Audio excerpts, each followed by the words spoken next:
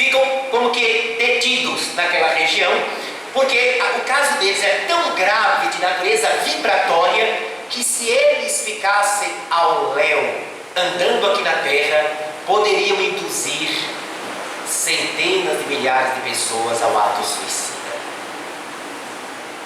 Face ao profundo desgoverno vibratório que apresenta. Então, a bondade do alto, para com eles e para com a humanidade, criou esse espaço. Deve existir outros, mas nós recebemos a informação apenas deste vale, que está ligado à colônia dos legionários de Maria, a mãe de Jesus, que incansavelmente trabalha para resgatar, recuperar moralmente os que tiraram a sua própria vida. Esse trabalho começou a partir da preocupação do Cristo e da própria Maria de socorrer Judas, depois daquele momento tormentoso. Muito bem. O estado vibratório da alma que tirou a própria vida é de tanto drama íntimo. Por quê? Porque quando a pessoa tirou a vida do próprio corpo, viu que não morreu.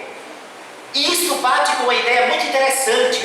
O suicida, no fundo, ele não quer morrer. Ele quer parar de sofrer. Tanto é verdade que, geralmente, quem pensa em tirar a própria vida não o faz imediatamente. Tem aquele momento de incerteza, tem aquele instante que diz, não vou pensar como vai fazer. Tem aquele momento que ainda para, quer se atirar de algum ponto e fica, aí começa as pessoas conversando, ele vou, não vou. Porque no fundo nós sabemos que não há morte. E no fundo nós entendemos que tirar a própria vida é um ato que vai complicar a própria trajetória. Depois dos sofrimentos inenarráveis que são contados por Camilo Castelo Branco, atormentando aquela legião de almas que tiraram a própria vida física, eles recebem um amparo, porque não existe nenhum espírito que fica desamparado. Mas aí começa um drama profundo. Depois da loucura psíquica que viviam, em que perdiam a consciência se estavam vivos na terra, se não estavam, sem compreender, como se eles tivessem um verdadeiro pesadelo que não acabava nunca. Depois de quase sempre durar o tempo de vida que ainda restava na terra, a loucura maior demora mais ou menos o tempo que a pessoa ainda tinha que viver no planeta. Quando eles conseguem ser resgatados pelo cansaço de sofrimento, pela amargura profunda, exaustos, eles começam uma etapa de reflexão a respeito do próprio deslize. E aí começa uma outra etapa de sofrimento mais sutil, que é o remorso. O remorso não apenas dos erros cometidos na terra, mas do erro maior de ter tirado a própria existência. Quando a criatura tira a própria vida física, ela interfere, ela coloca uma espécie de trombo na sua trajetória de evolução. Precisará muitas vezes mais de uma reencarnação de refazimento. Ou seja, dependendo de como foi o ato suicida, ele quebra de tal maneira a vibração do seu corpo espiritual que precisará de mais de uma encarnação só para recompor a vibração do seu corpo espiritual. Veja como a gente retarda a nossa evolução com o ato suicida. Essas reencarnações não são reencarnações de efetivo progresso, são reencarnações de reajuste. Muitos ex-suicidas, veja, eu estou citando muitos, não estou dizendo que todo caso é esse não, reencarnam com profundas limitações mentais, quando disparou um projétil no cérebro, reencarnam com desarticulações ou inflamações das articulações dos membros inferiores, porque se jogaram de ambientes elevados, sentem-se despedaçados com angústia que não sabem explicar, que faz parte do desequilíbrio vibratório provocado pelo ato em si, renascem com tumorações do esôfago, da laringe, do estômago, pelo veneno que foi tomado. E isso são reencarnações de recuperação vibratória. Se não tivessem feito isto, poderiam estar dando continuidade às chamadas reencarnações de progresso efetivo. Matar-se, Jamais. Não é solução. Por mais amarga que seja a situação. Jamais. É apenas elemento complicador. Porque aí, quando chegar o momento daquele espírito retornar, voltará para ter que voltar a viver as mesmas provas que ele não suportou, acrescentadas pelo deslize do suicídio. Então, ele acrescenta um peso maior à sua cruz de recuperação. Valeu a pena? Não. Eles voltam para dizer: não faça isto. Divaldo Franco teve uma experiência que ele já narrou, de uma irmã dele que teria cometido o ato. E ele, perturbado mediunicamente quando era um jovenzinho sem conhecimento espírita, chegou a pensar no ato. E ele diz que viu a irmã, apareceu e disse: Di, não faça isso, Di, não é solução. E aí ele teve um choque tão grande que desmaiou. Foi a salvação dele. Então não é solução, é apenas elemento de complicação. 10 e 15, 10 e 10 a gente vai dar uma paradinha. Então vejam que coisa interessante a gente parar para refletir o seguinte: por que é que tanta gente está pensando em tirar a própria vida na atualidade? Psicólogos, psicanalistas, psicoterapeutas, psiquiatras em geral, estudiosos do comportamento humano estão perplexos. Porque crianças, jovens adolescentes, jovens, adultos de variadas idades, estão, caindo no quadro de depressão. 2, vivenciando o pânico. 3, tentando tirar a própria vida. 4, infelizmente alguns conseguem. Lamentavelmente um número considerável. Por que isso estaria acontecendo, gente? Não é fácil detectar o problema, porque é muito mais complexo do que a gente possa imaginar. Primeiro, todas as escolas da psicologia, da psiquiatria, desde Sigmund Freud, passando por Carl Gustav Jung, aprofundando-se pela psicologia transpessoal, caracterizam que nós somos seres muito mais complexos do que a gente imagina. E quando a gente leva em consideração as reencarnações, nós passamos a compreender que sem a reencarnação fica mais difícil a gente entender os traumas, os complexos, a insegurança que crianças vêm apresentando no dia de hoje. Sem querer criticar especificamente as redes sociais, porque a tecnologia veio auxiliar a humanidade também. Nas redes sociais a gente pode mandar mensagens lindas, pode salvar vidas, pode reerguer existências, pode propagar o bem, mas infelizmente cada elemento na Terra recebe maior força de impressão da natureza moral dos seus habitantes. Infelizmente, a maioria utiliza as redes sociais para perturbação, para as coisas fúteis, vulgares. E a vida que nós levamos de objetos, de ter coisas cada vez mais descartáveis, está produzindo cada vez mais famílias inteiras, sem qualquer noção do sentido da vida, sem qualquer percepção, por exemplo, sobre o que é existir. Nossas crianças, nossos jovens, estão se tornando adultos com vazio existencial. Grande parte das pessoas com depressão, uma das causas é o vazio existencial. Por que eu vivo? Por que eu estou sentindo isso? Por que meu pai e minha mãe é assim? Por que eu sou assim? A não aceitação pessoal, a dificuldade do relacionamento com o outro. Nós podemos começar essa análise desde o momento que a Terra está vivendo de transição planetária.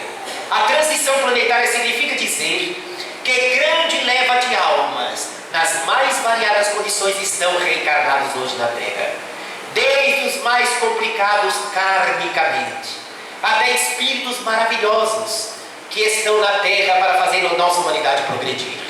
Infelizmente, tudo é potencializado numa faixa de transição, as coisas boas e as coisas ruins. Se é verdade que tem muita gente com depressão, se Se é verdade que tem muita gente sofrendo de outras doenças da alma, como pânico, como angústia, como ansiedade, também é verdade que nunca se fez tanto bem na terra como hoje em dia.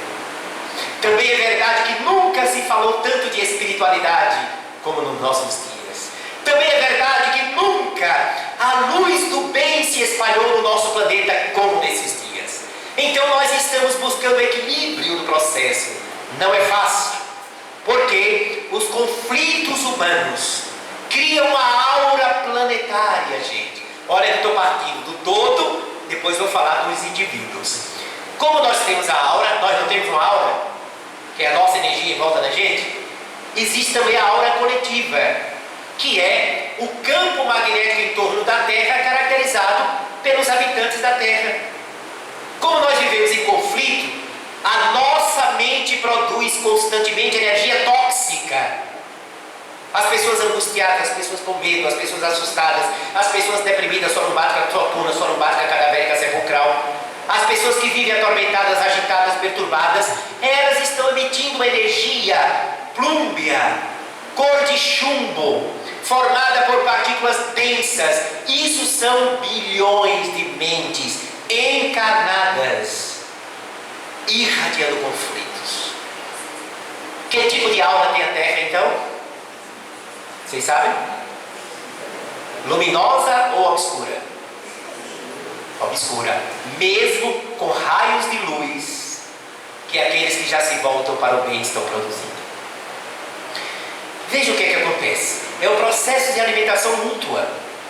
Se eu estou num ambiente de perturbação e conflitos mentais, emocionais, e eu tenho os meus, sem nenhuma base de ordem moral para resistir, sem nenhuma orientação de espiritualização, mais facilmente eu irei absorver e me intoxicar dessas forças. É por isso que muita gente não sabe, porque olha, do nada, a gente recebe muita gente que usa a famosa expressão, do nada eu comecei a sentir um aperto no coração. Bom, primeiro que não foi do nada, foi de alguma coisa. Neste caso, se é que foi mesmo do nada, entre aspas, a nossa mente, que é uma antena parabólica, capta esses fluidos perturbados, esses milhões que estão à nossa volta. E se nós não tivermos mecanismos de defesa moral e espiritual, nós iremos absorver, e de alguma maneira, se tivermos alguma tendência nesta direção, facilmente transformaremos aquela indução fluídica em uma atitude mental emocional nossa. Recordamos Jesus: vigiai e orai, para que a gente não absorva esses miasmas mentais, essas vibrações de conflito que envolvem o nosso planeta ainda na atualidade, as inquietações. Agora, somem-se a isto, eu falei dos conflitos desencarnados, os espíritos aos bilhões perturbados em conflitos que estão em torno de nós. Por isso, a vigilância do nosso campo mental, vigiar a nós mesmos, as nossas tendências. Ah, mas é porque quando eu era criança, meu pai me espancava. Eu sei que isso causa um trauma. Porém, se você já tem a bênção do conhecimento espírita, desligue-se, esforce-se para sair do passado. Busque um terapeuta, busque um tratamento médico, precisa, e busque um tratamento espiritual de renovação. Não fiquemos presos àquilo que nos ocorreu lá atrás, por mais doloroso que tenha sido. É preciso olhar para o amanhã, construindo esse futuro no presente. Porque cada um de nós recebe de volta o que plantamos no passado, assim como o nosso futuro será uma repercussão do que estamos fazendo hoje. Precisamos nos livrar do ontem, naquilo que é negativo, aprendendo apenas as lições que aquele problema nos trouxe. Não é descartar como se ele não tivesse existido, é aprender as lições, fortalecer o mundo interior e prosseguir. Vamos falar da depressão. O que é a depressão? O nome já diz, né? Geograficamente. Se você vem numa planície, ok? Você vem no campo. Mais adiante o campo faz isso. Como é o nome daquilo? É uma depressão no terreno. Portanto, depressão é um declive, é um mergulho. A pessoa que está com depressão está num declive interior. Por que é que um dos sintomas da depressão, em certo nível, é um peso que a gente sente no tórax, um aperto, uma garra no coração? Quem teve narra esses sintomas, né? Levando a pessoa a deitar na cama ou ficar escorada no sofá o dia todo. Quem estiver sentindo isso, fuja de sofá e cama, porque isso é uma implosão psíquica. Sua própria energia deprimida está voltando-se para dentro de você. Como não é uma energia saudável, você vai se sentir mal. Qual a causa? Existem várias causas para a depressão, não existe uma só. Por exemplo, existe depressão medicamentosa. Olha que interessante. Uma pessoa começa a tomar um remédio para emagrecer. Pode ter um componente químico naquele medicamento que desequilibra a sua produção de dopamina, serotonina e noradrenalina. Você pode começar a sentir depressão. Se começou a partir do remédio, ligue para o seu médico. Ele provavelmente vai suspender e passar outro. Existe a depressão de origem genética, ou seja, há casos na sua família de depressão aguda. Mas Fred, como é que Deus permite que alguém nasça com a predisposição genética a uma doença tão grave? Porque a depressão é uma doença. Nada é por acaso, gente. Livro dos Espíritos, Evangelho segundo o Espiritismo. As almas que reencarnam numa família, em geral, são espíritos que formam um grupo de almas com afinidades, que significam para coisas boas ou problemáticas. Então, aqueles espíritos que nascem numa mesma família, em geral, são almas que trazem núcleos de conturbação, de perturbação, às vezes da mesma natureza ou de natureza diversa, que se atraem por identificação de necessidades espirituais. Por isso que nasceram naquela família. É a afinidade que os espíritos apresentam. Então, eu nasço numa família predisposta à depressão, porque eu também trago um núcleo de imantação para gênero de experiência dessa natureza. Isso é a explicação espiritual para a predisposição genética, que muitas pessoas nascem porque na família já tem uma história. E às vezes é ele mesmo de volta. Ele foi o bisavô dele, que retornou como bisneto. Não solucionou os problemas de consciência e pode retornar com as tendências depressivas. Veja como as coisas se encaixam. A ciência ainda não consegue, diz apenas que é a genética. Sim, mas o que provocou isso na genética? Como muitos não são crentes na vida espiritual, acham que é obra do acaso. É circunstancial. Mas a genética mais avançada já está acabando com essa escravização da genética, não é? Quando surgiu na década de 50 o estudo e o conhecimento mais profundo do DNA, ácido desoxirribonucleico, tudo era genético. Fulano é ciumento, é a genética. Fulano está com dor de barriga, é a genética. Fulano fez isso, é genético. Não. Começou a se descobrir que mesmo sendo a pessoa apresentando um quadro de predisposição genética, você pode alterar a mesma genética através da maneira como você vive. Dr. Bruce Lipton, na obra Biologia da Crença, aborda isso com muita precisão. Ele era ateu, materialista, e diz nesse livro: me tornei convicto de Deus, da imortalidade da alma, da reencarnação, estudando as células, estudando o DNA.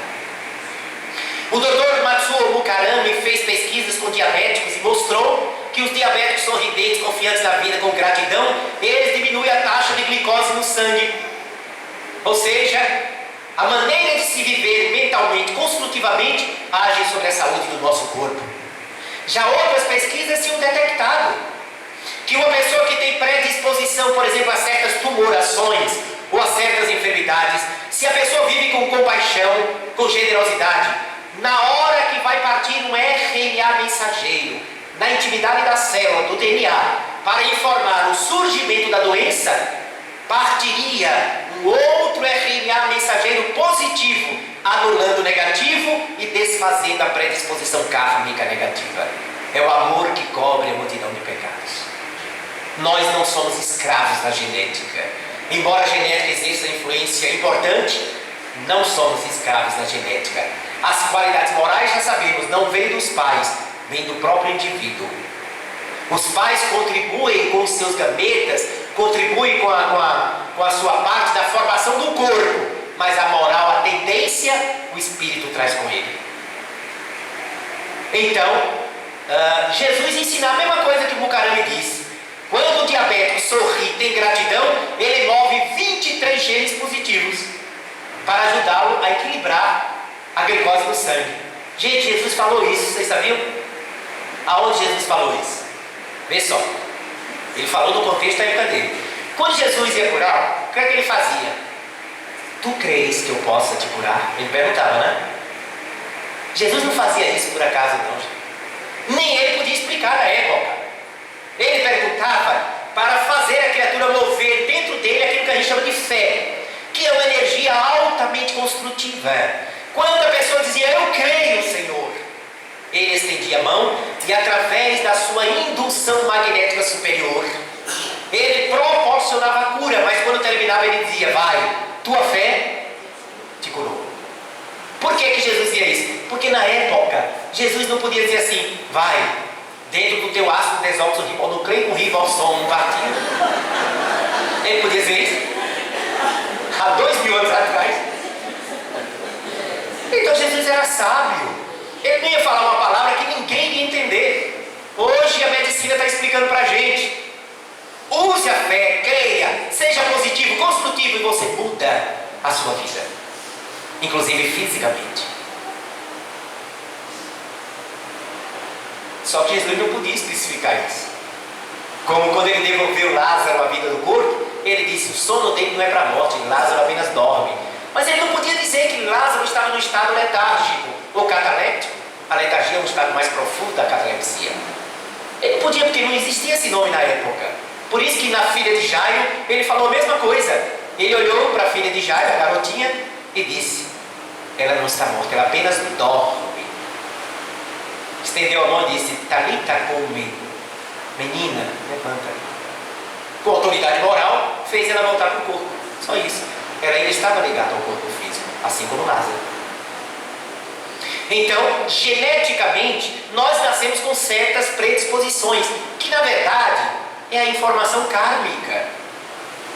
Você, lembra que eu falei no início, a preparação para a gente reencarnar? Quando a gente tem mérito, a gente participa. Quando não tem, os mentores analisam aonde é melhor a gente reencarnar, quais os pais que apresentam predisposição, aqueles que têm vinculação com a gente nos deslizes do passado, e bota a turma tudo junto. Ah, meu Deus, como é que Deus me deu um filho desse?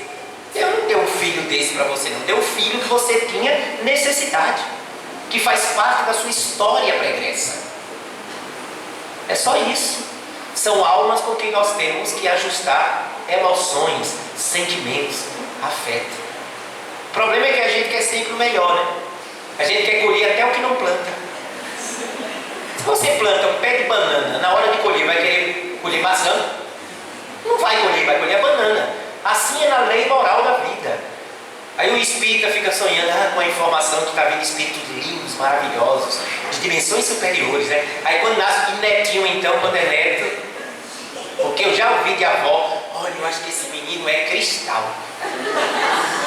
Aí quando a criança cresce, a vê que é latal, resíduo do umbral. O menino é os pés da besta.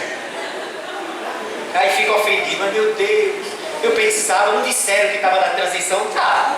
Tá vindo os bons, está vindo o restante que ainda precisa ter a última oportunidade. Então, geneticamente, a predisposição à depressão faz parte do histórico evolutivo das almas. Existe também a depressão de fundo psicológico, que é a grande maioria. De fundo psicológico. É a dificuldade que a gente tem de lidar com perdas, por exemplo. A gente é muito frágil para perda. Rompeu o relacionamento afetivo. Ah, meu Deus, eu não sei viver sem fulano. Vou me atirar de cima de um pé de coentro. Como a gente se fragiliza. Eu atendi há pouco tempo atrás um garoto, 15 anos de idade. Chegou com uma depressão, disse que foi que houve. Tentando descobrir qual foi o gatilho que detonou aquilo. Se foi um problema familiar, se é um problema da consciência dele. Disse, não, é porque eu acabei um namoro. Mas tão jovem. Eu disse, quanto tempo você namorava com a moça? 2 meses. Ah, meu Deus, meu filho, você ainda vai se apaixonar tanto, né? Mas Fred, mas tá doente, se aproveite, sem masoquismo. Quem não sentiu a dorzinha dessa não sabe o que está perdendo. Porque é um aprendizado para a alma. Eu sei que dói, que a gente sangra. Tem gente que não consegue lidar com isso. Não vai nem no restaurante mais que ia. Não pede nem um prato, porque ai, não como mais filé parmegiana, porque fulano gostava do filé parmegiana. Toma! Enfrente o filé. Na hora de morder, ele gostava disso aqui, boa. É assim que a gente vence os nossos fantasmas. Tudo passa. Tudo passa. Quando a gente está apaixonado, acha que nunca mais vai se apaixonar. Vai. Tem um amigo nosso que eu conheço. Amigo não, companheiro que eu conheço. Ele já encontrou a 5ª alma gêmea. Que coisa linda, né? Não desistiu de procurar. Veja, tudo passa, gente. Quando a gente está vivendo certas situações, a gente acha que aquilo nunca vai passar. Eu já tive oportunidade, não sei se já contei aqui em Caruaru, que uma vez eu tinha 16 anos. E eu acho que foi assim a minha primeira paixão. Uma amiga nossa, de grupo de jovens, nós tínhamos um grupo de jovens, jogava esporte, praticava esporte, fazia teatro, era muito legal. E nós éramos só amigos. E de repente, eu não sei por que, cargas d'água, ela olhou para mim diferente. Eu olhei para ela diferente. E aí surgiu aquele clima, né? E foi uma coisa gostosa, bonita. Quando a gente estava sentindo aquela paixão, a triste foi morar em São Paulo. Vocês imaginam o sofrimento que foi. Vocês têm uma ideia? Eu não podia ouvir falar o nome de São Paulo. Eu não podia ver um ônibus da Itapemirim. Vocês estão rindo porque não foi com vocês. Mas doeu. Doeu muito. Gente, eu chorava demais. Minha primeira paixão. Ai, Sofia, como era a pessoa, era alegre. Mas eu tantos anos com aquela figura, desde os 10 anos não tinha visto nada daquilo. E aí passou, mas o tempo passou e passa, e aquilo desapareceu, a gente namorou, conheceu, foi lindo. Com 28 anos de idade, quando eu chego em casa do trabalho, fui tomar banho, meu pai disse assim, ó, quem tá aqui é fulano, a miserável, a nossa amiga. Eu senti aquele baque no coração. Eu disse, não era por nada, né? Eu disse, depois de tudo aquele tempo, como é que eu vou revê-la? Porque marcou minha vida, 16. Mas eu vou voltar para o assunto, porque vocês não estão interessados nisso, não, né?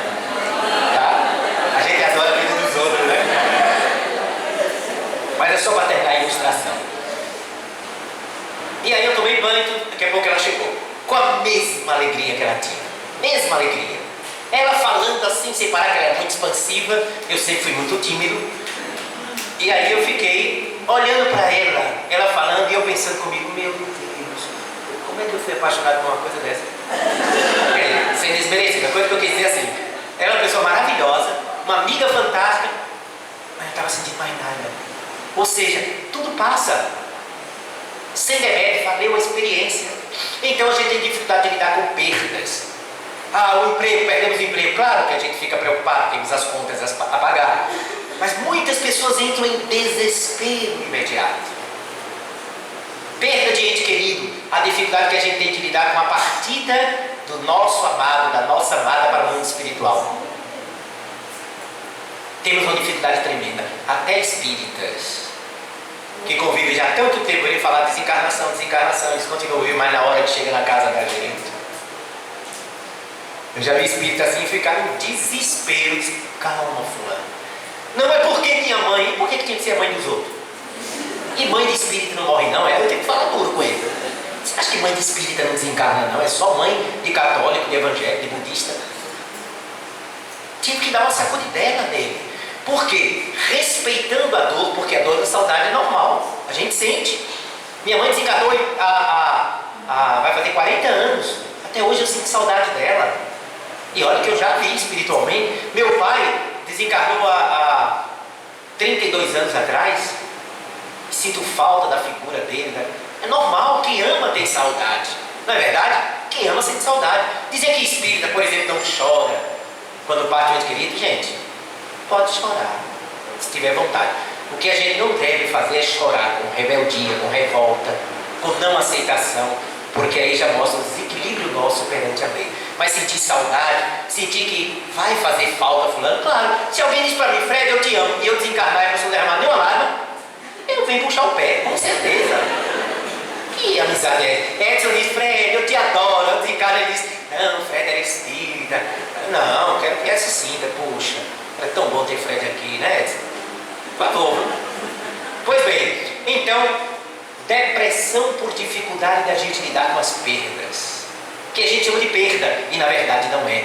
Perda, olha o que Jesus diz lá no Evangelho. É preferível que entreis na vida com um só olho, do que terdes os dois e venhais a perder a alma. Portanto, depressão de fundo psicológico, a nossa fragilidade emocional, nossos medos, nossos temores, que agora, depois do intervalo, quando eu voltar, nós vamos falar sobre como está estruturada essa família agora e falar sobre a depressão obsessiva por influência de espíritos, tá certo? Mas antes de liberar vocês, por gentileza, aonde a gente vai, sempre a gente leva a gente em trabalhos sociais, e eu estou divulgando, está ali exposto na mesinha, esse livro de Marta, nossa mentora espiritual, Ajuda-te. São mensagens para o nosso dia a dia, muita gente está utilizando o Evangelho no lar. Só para vocês terem uma ideia aqui, ó, olha os temas que temos. Ajuda-te perante a dor, sombras, egolatria, apego, autoestima, ira à luta, alegria, misericórdia, calma, em família, sofrer por antecipação, doenças, não julgueis, recomeçar, ganhos e perdas, quando a lágrima cair, como Deus te ouve, conversa, medo, vence a ti mesmo, fugas, o caminho, pensa neles, se erraste, caminhos para a felicidade e a luz de Assis, com a oração.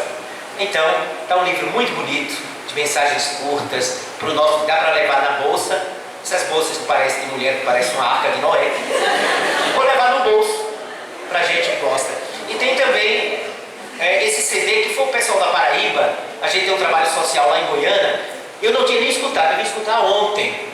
Eles pegaram a gravação de vários áudios de mensagens de Marta e fizeram esse CD. Botaram uma música ali, dispense a primeira parte, que é uma música que eles fizeram lá. Mas escutem essas mensagens, se vocês quiserem adquirir, também está exposto ali. Também serve para afastar dengue. Basta botar a capa, ok? Vamos dar você quer dar um aviso? Nosso Edson vai dar um aviso e vamos dar um intervalo de 15 minutos. E voltamos daqui a pouco. Muita paz.